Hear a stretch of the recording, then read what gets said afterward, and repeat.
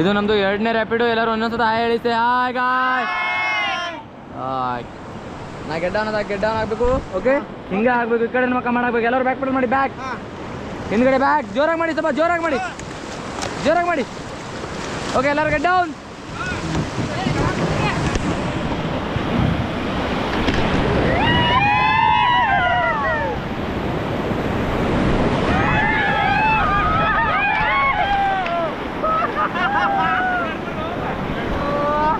Get back.